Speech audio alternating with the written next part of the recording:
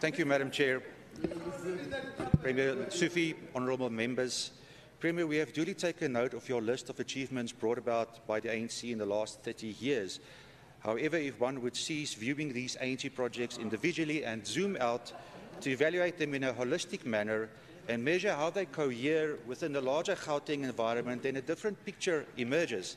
If one takes this view, the inevitable result is that the Chinese proverb that a journey of 1,000 miles starts with the first step is turned on its head, simply because when the ANC does take the first step, they also take many backwards. I will explain.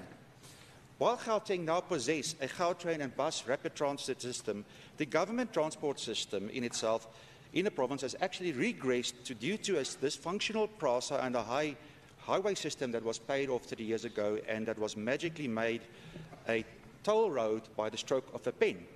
The reality is that most poor commuters are still reliant on privately owned taxis for transport.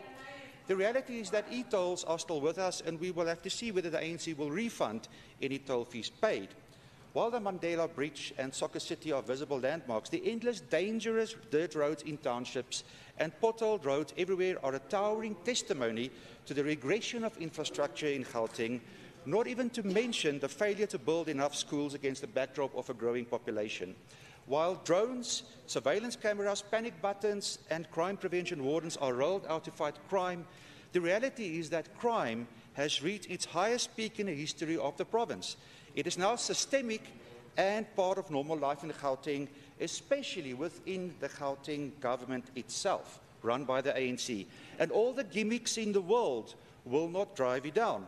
More so, it's problematic, even more so, that the legality of the prevention wardens is uncertain. The reality, Premier, is but that we do not need a police state. We need an economically prosperous province where dignified employment will address many social ills. Lastly, while many RDP houses were built for the poor, the reality is that the ANC government on national and provincial levels are bankrupt due to 30 years of financial mismanagement, corruption, state capture by tenderpreneurs, and the systemic destruction of the economy by irrational policy interventions. And so it has come to pass that no more RDP houses will actually be built. Instead, the poor must now find employment to fund the building of their own houses within an environment where almost 50% of people can't find work in this province and in the country.